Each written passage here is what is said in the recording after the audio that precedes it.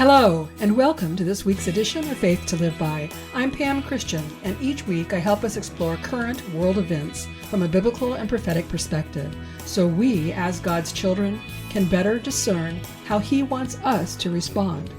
Ever since the fall of humanity through the first man Adam and the first woman Eve, the entire human race and all of creation has been subject to evil's war against God and all that is important to God. I don't think there's a sane person in all of history who hasn't realized we live in a world that must fight to overcome evil, else evil will overcome us.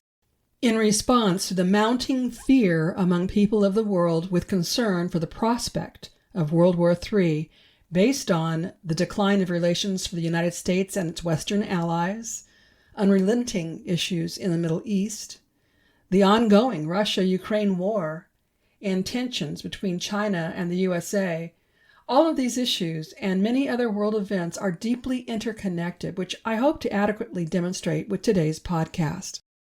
I want to help us rise above the noise so we can consider world events, drawing from what we confidently know as truth, in contrast to conjecture influenced by unfounded or only partially understood truths. I will lay some groundwork with today's podcast and continue along these lines in the weeks to come because, as I think we can all sense, the extreme intensity we are experiencing in the world today is not likely to be over soon. However, and I say this with inspiration from the Lord, neither will it last an inordinately long time. As I prayed this morning, Lord, you have told us not to fear. You've told us things would get worse before they get better. You've told us not to react to what we see, but to remain steadfast on your words. I ask you to help us, Holy Spirit. Amen. With the conflicting reports about events in the Middle East, with the enemy of God working overtime, knowing his desired victory is further from being achieved than it has ever been, and knowing how very close they had come for their victory, means their anger and vengeance is heightened to the greatest level. This is what we're facing. This is perhaps the greatest spiritual battle the world has ever seen, and we are positioned by God to be alive during this time. Hosea 4:6, God says, "My people perish for lack of knowledge." I pray for all my brothers and sisters worldwide to be earnestly seeking what is true, to be certain what you are believing in is solidly based on truth. We are living in the days of deception, great deception. If we don't examine all things to be certain they are based on truth, we can easily be deceived. The media has been stolen by the enemy of truth. We cannot trust what we hear from mainstream media. Additionally, since we are living in a time of spiritual warfare, we can expect that there will be many psyops, false flags, and black swan events intended to keep us unaware. Such intentional communications will be issued by both sides of the conflict. Knowing how to critically examine all things in these times is more essential than ever. With that in mind, I want you to know I've spent more hours in research and preparation for today's podcast than perhaps any of the other 308 podcasts I've produced in the last 6 years. I've spent hours devouring videos from Promethean Action. I've communicated directly with Mike Steger from Promethean Action. I've watched the video hosted by Jan Jekielek of the Epoch Times, who interviewed Gordon Chang in their analysis of President Trump's China visit. I took extensive notes from the Prager University interview of Melissa Chen, a Singapore-born human rights activist, journalist, and cultural commentator. And I've scoured the internet nearly 8 hours every day as I've researched history and earnestly sought the Lord in prayer. Before I get into the analysis of the specific world events I said I would cover, I want to establish my foundation, which is the Bible, known by Christians as God's written word. From the Bible, we learn about God. We learn His character, will, and intentions. We learn His promises for all people and His long-term plans for the world. To radically summarize, the Bible reveals God is all good and all loving. He is ever at work to rescue anyone who desires from the ravages of sin that leads to eternal death, which is to be sentenced in hell, where only evil exists. We must understand God's offer of redemption is open to everyone. Therefore, God does not send people to hell. People choose hell by rejecting God. From the Bible, we also learn the origin of evil.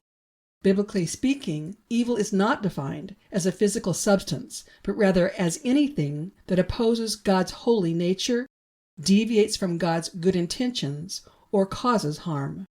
It encompasses moral wickedness and the resulting pain, suffering, or chaos that breaks relationships and creation. The Bible teaches all evil is spiritual in nature and is attributed to a fallen angel named Satan, whose goal is to overcome God and all of his creation by his evil influences through humanity. The Bible reveals evil entered the world when the first man and first woman God created to be in holy relationship with him as his children rejected God and his ways. Think about that. The enemy, Satan, spoke to Eve and caused her to doubt what God said. He reasoned with her and, intentionally misleading her, caused her to reject God. Adam, who was with her, wasn't deceived. He willingly ate of the forbidden fruit, perhaps not wanting to be separated from Eve, his wife. Regardless, the result was every human being born ever since has been born enemies of God. The reason we need to be rescued or redeemed is because we are natural-born sinners. Yet God, so tremendously motivated by his love for his own, provided a way for anyone who wants to be restored in a holy relationship with him to be redeemed, simply by putting their faith in Jesus Christ as the promised deliverer. This means believing Jesus was and is the Son of God, who willingly gave up his deity and took on human form to live the human existence and die in the place of all sinful humanity in order to pay the debt of sin we cannot pay. All human beings from birth are destined for hell unless they willingly choose to be restored unto God by placing their faith in Jesus. The spiritual battle for the human souls continues to this very day and will until the final battle God has revealed takes place. This means each one of us is subject to all the evil, wicked tactics of the enemy every day, day in and day out.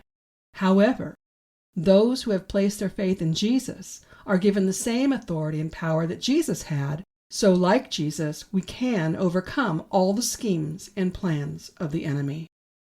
This foundation is essential for all of us in these very days. God has warned us things would get worse before they get better. He has warned us not to respond based on what we see, but based on what we know from the Word of God, the Logos Word, the Bible, and the Rhema Word, the spoken word from God. We can receive spoken words inspired by God directly through prayer and through others. However, from the Bible, God cautions us to test all things. 1 Thessalonians 5:19-22, 1 John 4, verse 1, and Acts 17:11 all warn us to test everything and only hold on to that which is good, not to believe all claims, but to scrutinize words claimed to be prophecies from God and use the Bible as the supreme reference for testing all things. Most world religions define evil in two ways: moral evil, which is harm caused by human choices, and natural evil, suffering from nature. The exact framework for what constitutes evil will vary greatly depending upon the religious tradition.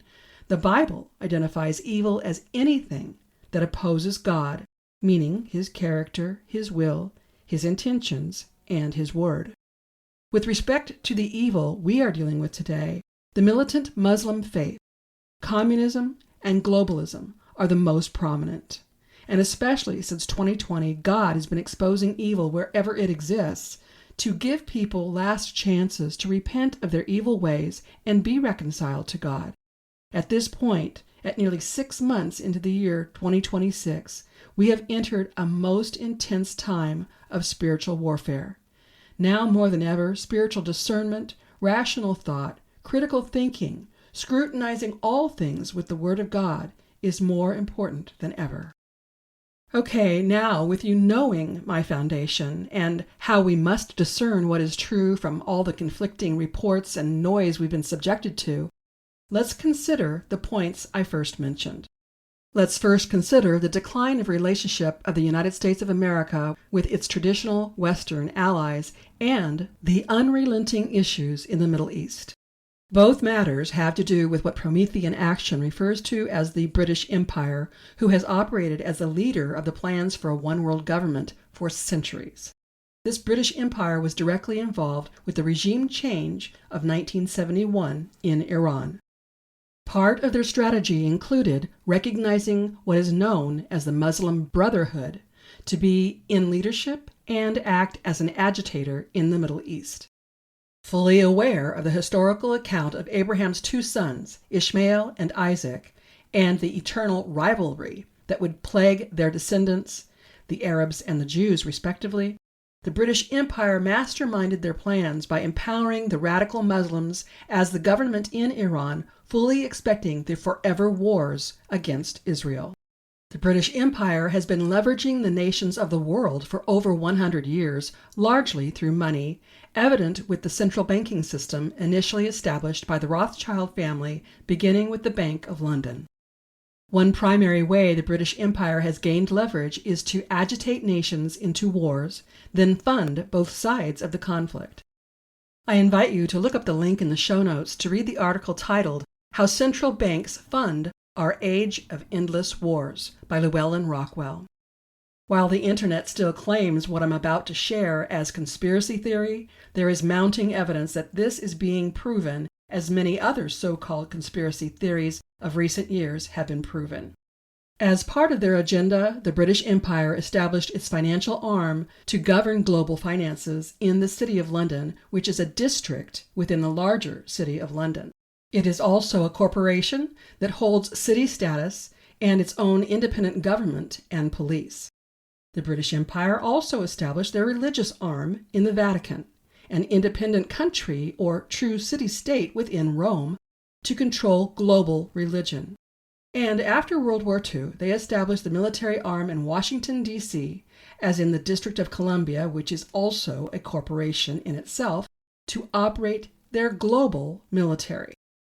Promethean Action explains the British Empire is the brains, the Vatican is the religion, and Washington, D.C. the brawn. It was recently revealed that the Vatican has actually opened a prayer room for the Muslims inside the Vatican, which I previously shared. The most rapid expansion of the global plans have been made post-World War II, with every war since being instigated by the British Empire. The British Empire globalists, with their vast associations of various individuals covertly operating inside many world nations and associations with global organizations, made impressive advances, even publishing their plans through the United Nations, claiming they would have world control by 2030. While they've known the United States and Israel were the two primary nations that could interfere with their plans, they thought they had the United States elections sufficiently rigged to prevent Donald Trump from becoming president. Clearly, God, the very God they are fighting against, had other plans. With Donald Trump becoming president of the United States and fully aware of the control the British Empire has gained over nations of the world to achieve their one world government, the illusion of Europe being allies with the United States has been exposed. There has been no better revelation of this than with Europe being unwilling to assist President Trump in preventing Iran from having nuclear capabilities. Why would they want to stop President Trump's efforts to prevent Iran from having nuclear capabilities? Because Iran is a proxy and a cash cow for the British Empire, with the forever wars and the British Empire's actual involvement with Iran's regime change of 1971, providing special relations with Iran, including the British Empire control of oil from Iran with what is known as British Petroleum and now simply BP.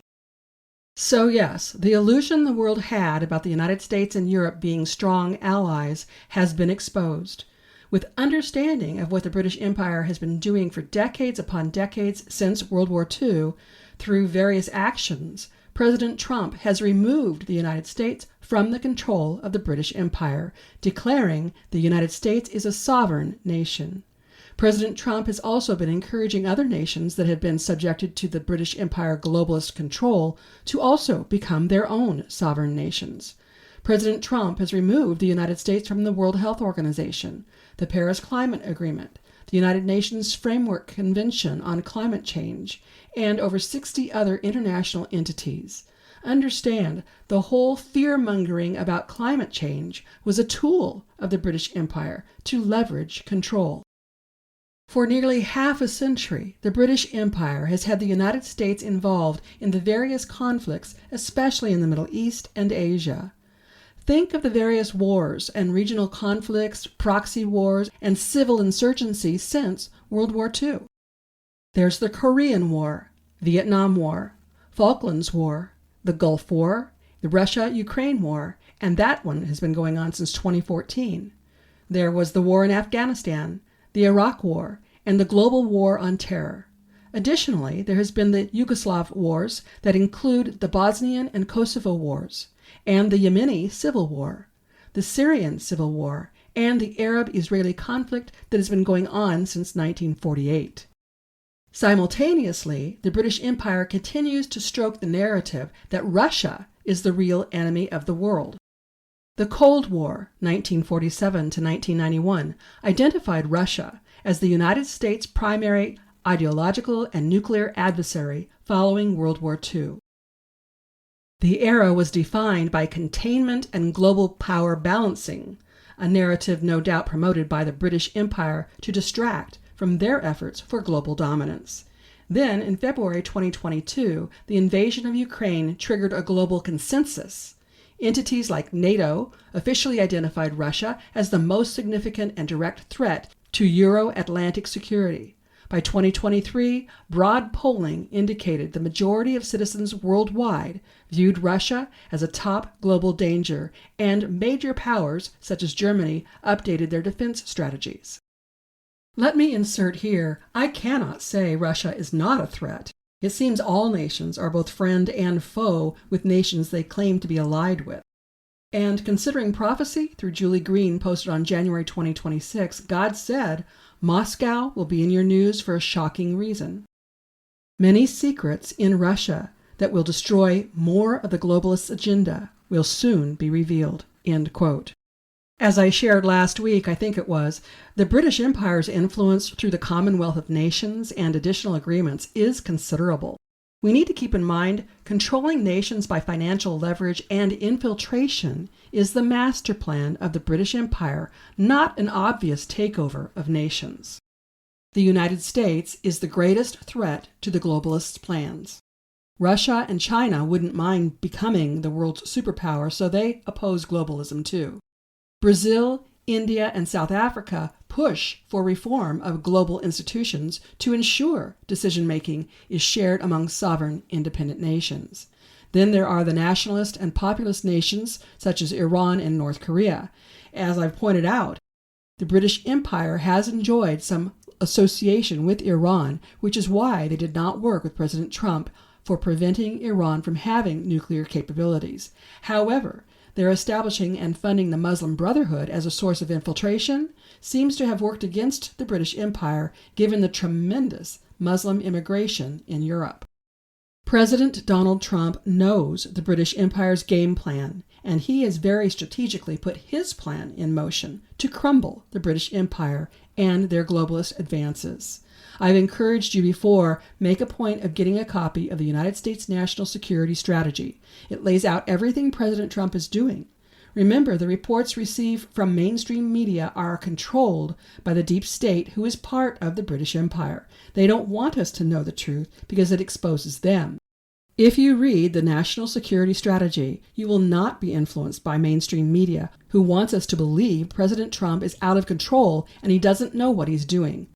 I assure you he does, and it's all laid out in the National Security Strategy. The headline for Promethean Action's publication of March 16, 2026 reads, Exposed.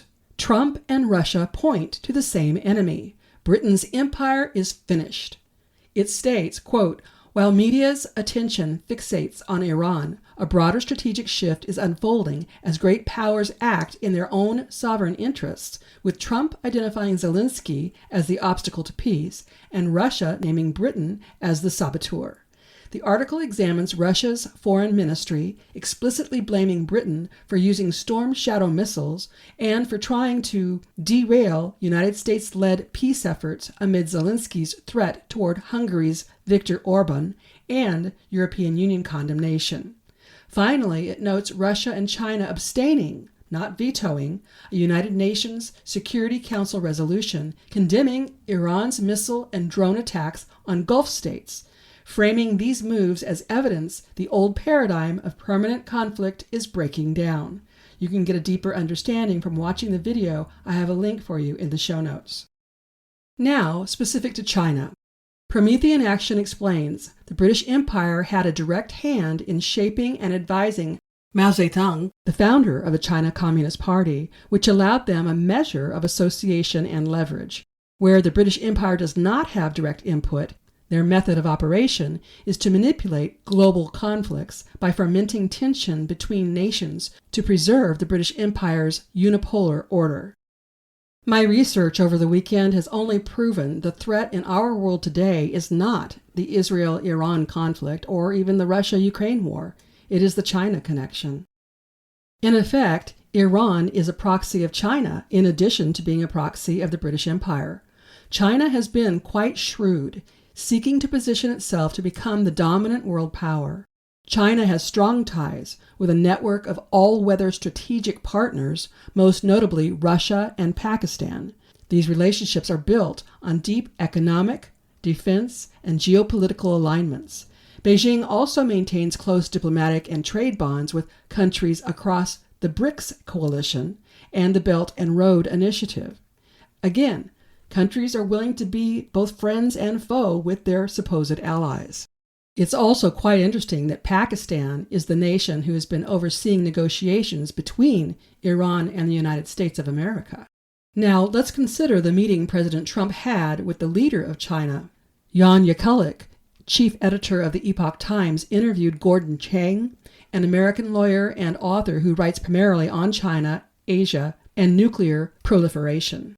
From this interview, I learned no matter what the globalist-controlled mainstream media has to say, and no matter what the uninformed opinions scream across social media, only those who were party to the actual meeting of President Trump and Xi Jinping know what took place, and they have been notably tight-lipped.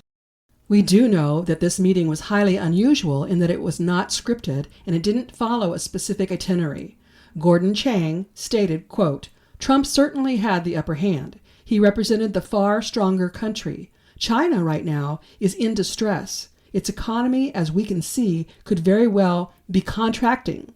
If it's not contracting, it's growing at a very low pace. And China needs very high growth in order to deal with the debt that it has accumulated, especially since 2008. Demographically, China is in collapse. It now has 1.4 billion people. By the turn of the century, it's going to lose half its population, maybe two-thirds. This is the biggest demographic collapse in history in the absence of war. Also, the Chinese Communist Party is in disarray. The Chinese people are really unhappy at this point. They're pessimistic and opting out of society. China needs to import large amounts of energy and food. The United States, in contrast, is self-sufficient in energy and food. We are the largest producer of oil and gas in history.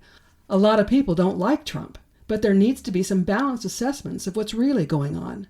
China now is just almost completely dependent on exports for economic growth.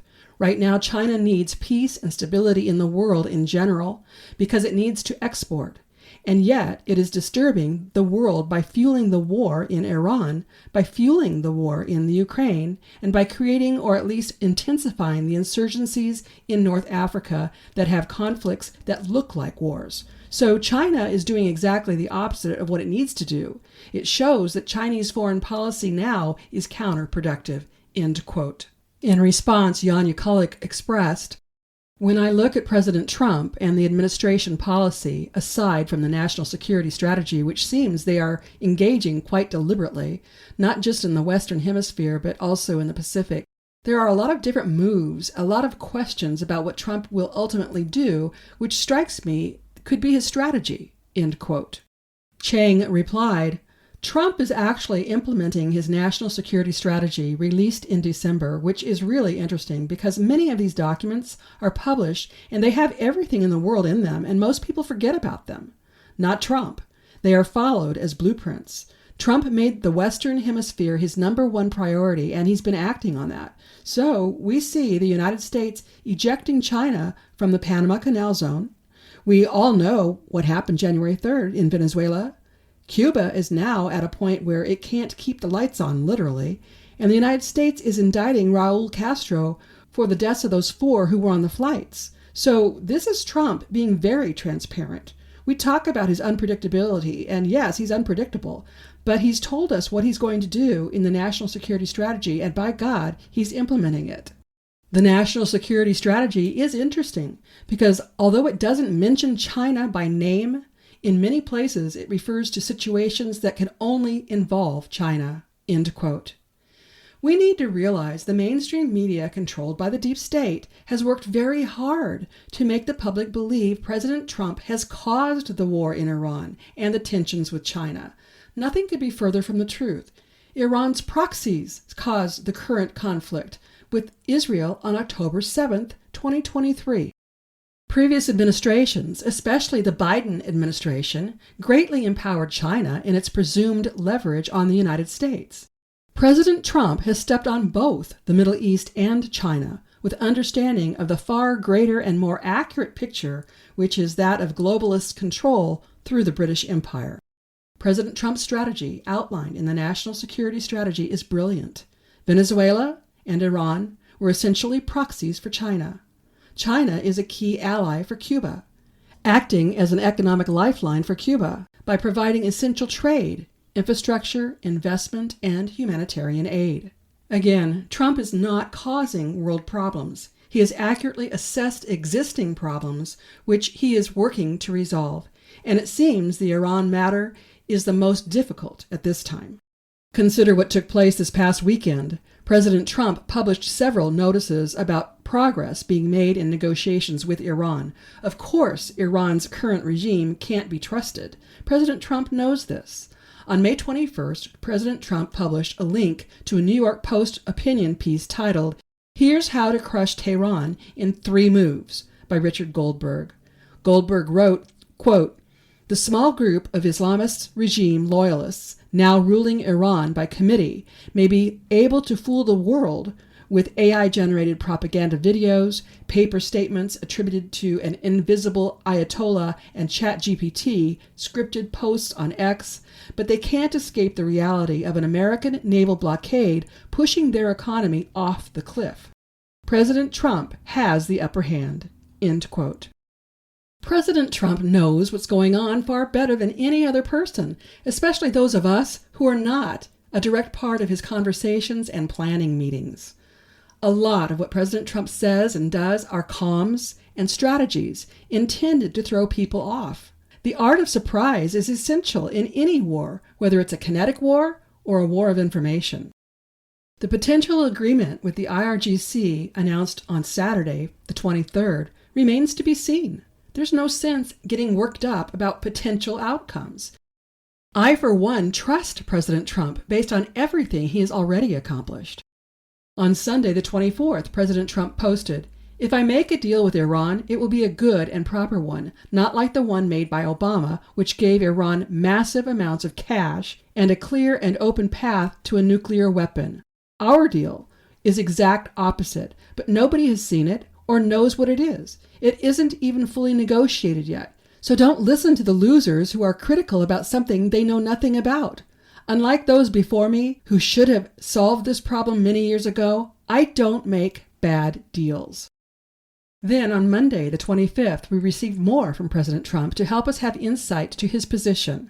On Truth Social, he wrote, quote, The enriched uranium, nuclear dust, will either be immediately turned over to the United States to be brought home and destroyed, or preferably in conjunction and coordination with the Islamic Republic of Iran, destroyed in place or at another acceptable location, with the Atomic Energy Commission or its equivalent being witness to this process and event. Thank you very much for your attention to this matter, President DJT. At this point, we should expect the enemies of God to be as fierce as a honey badger, known to fight the hardest before he expires. Famous for its fearless tenacity, this small but aggressive predator is known to fight off lions, leopards, and venomous snakes.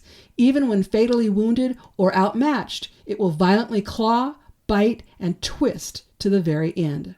This is what I believe we are seeing with the remaining leaders of the IRGC.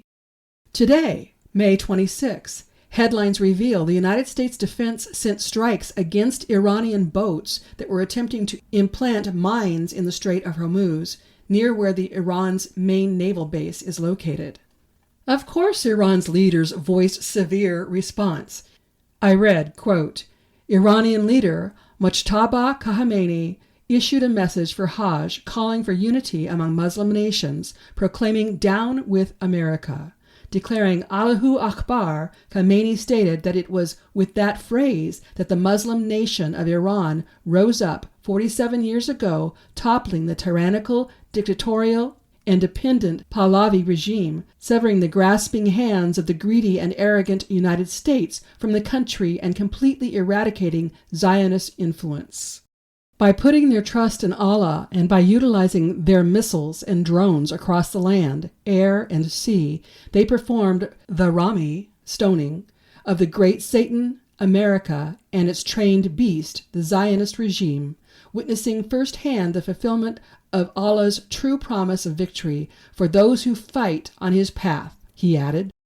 I'll add here that particular characterization of events when the regime change took place doesn't quite match history.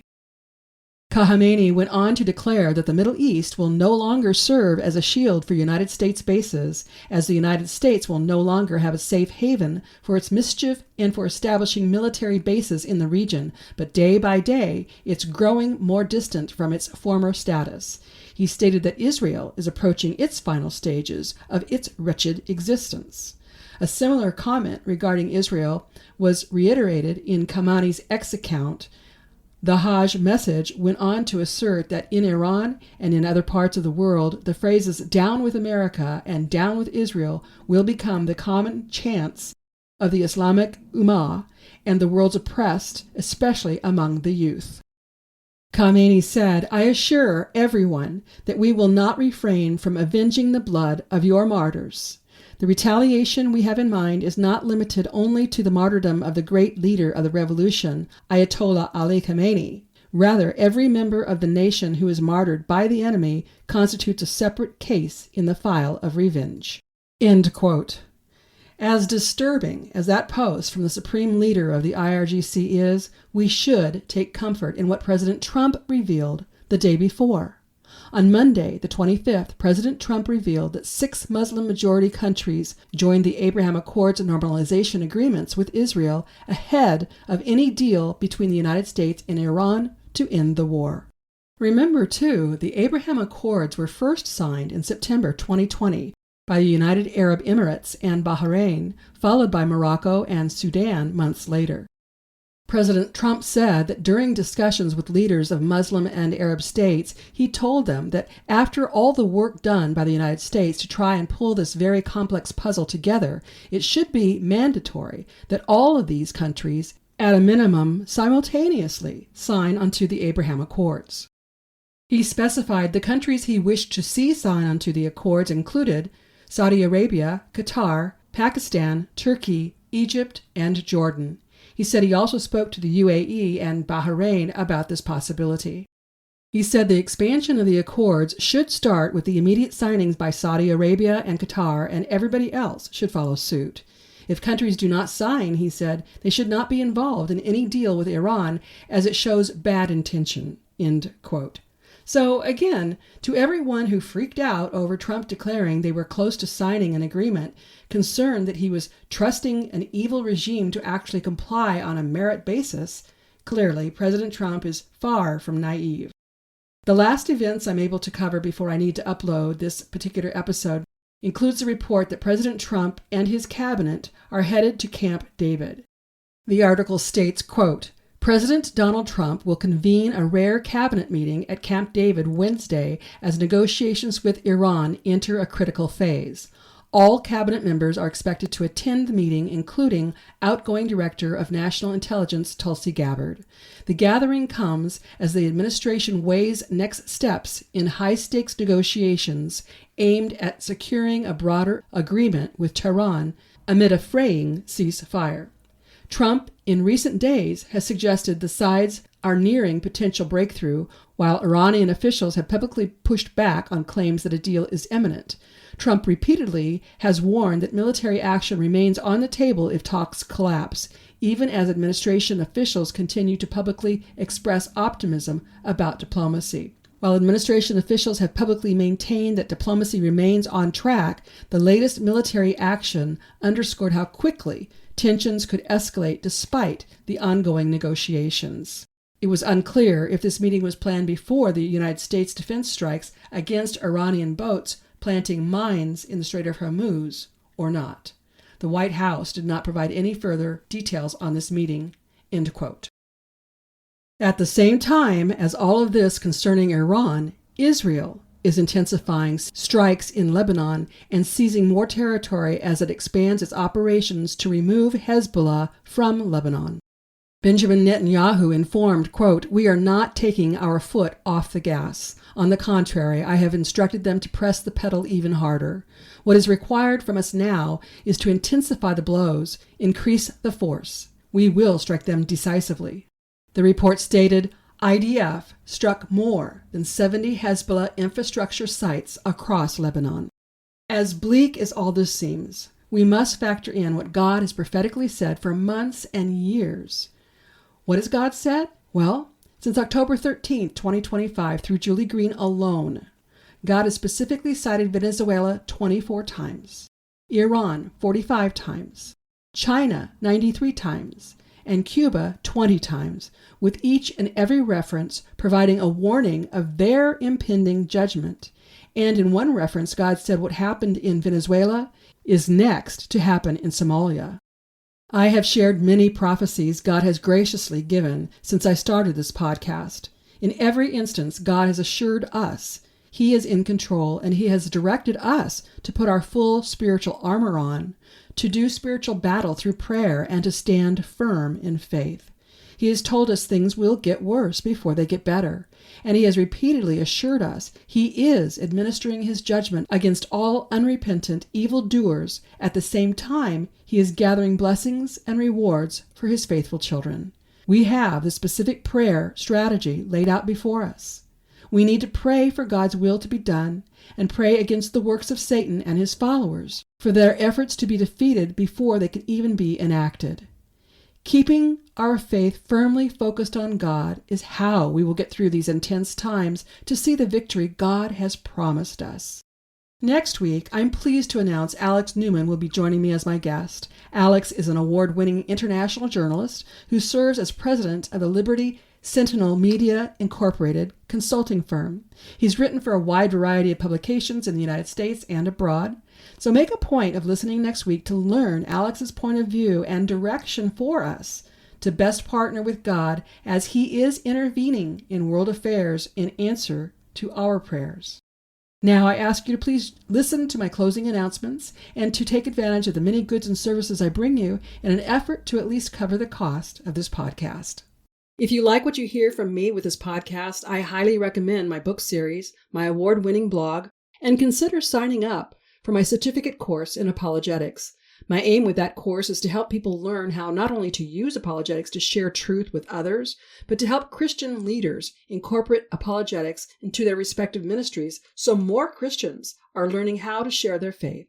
You can learn more by using the link in the show notes. For now, I offer my weekly podcasts, my blog, and bi-monthly e-newsletter at no cost. And certainly I have hard costs associated with doing all I do.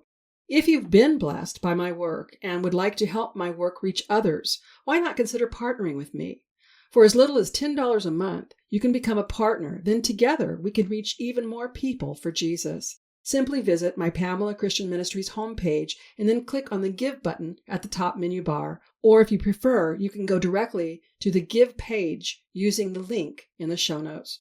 To become a partner, you can use my PayPal or Venmo account, but you will also see other ways you can support my work on that page.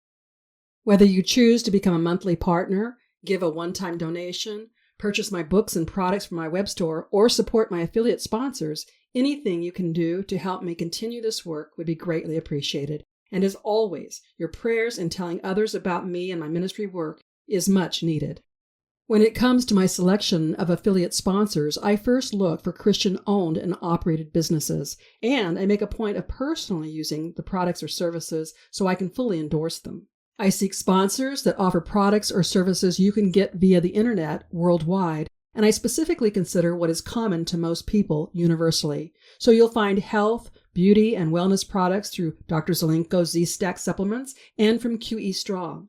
Dr. Zelenko's Z-Stack supplements are truly amazing and are available to my listeners for a 5% discount per purchase or a 10% discount for a monthly subscription using the promo code FTLB. You may have heard my interview with Rob Renee about QE Strong. Discover the benefits of quantum energy to overcome all sorts of ailments. Visit QEstrong.com and use the promo code FTLB at checkout to receive your discount. Then, my newest affiliate I'm really excited to bring you is Q Streaming. That's CUE Streaming Television. People with United States addresses can get over 3,000 channels, including live TV with streaming television without a contract. Get all of your local networks and favorite movie and sports and pay-per-view channels for about half of what cable costs. See the video promo link in the show notes to learn more.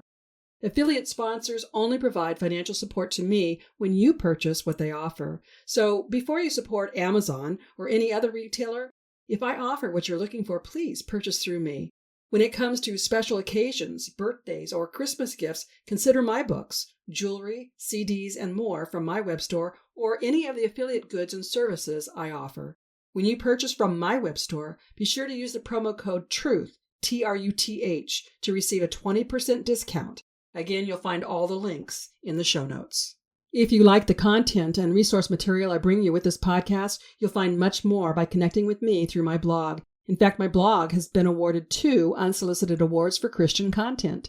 And I'm also very active on social media. I can cover much more on social media than I can with this weekly podcast.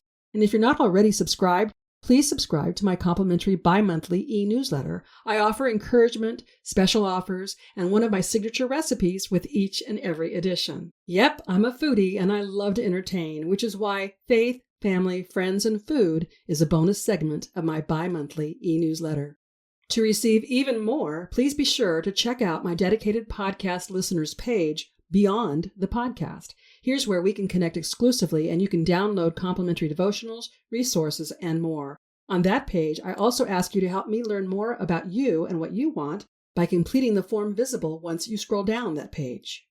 And something that is very easy for you to do and would mean a lot to me is for you to rate, subscribe, or comment on this podcast according to what your preferred listening platform allows. You know how it works. The more likes and subscriptions to this podcast, the more opportunity we have to expand the listening audience. And that means we can reach more people with the gospel message of Jesus while helping people learn how to better apply their Christian faith. I hope you'll join me next week and tell your friends and family to listen right here on Faith to Live By, where we learn how to gain spiritual victory over life's issues. Until next week, I'm Pam Christian, asking you to remember Christ died for us. The least we can do is live for Him.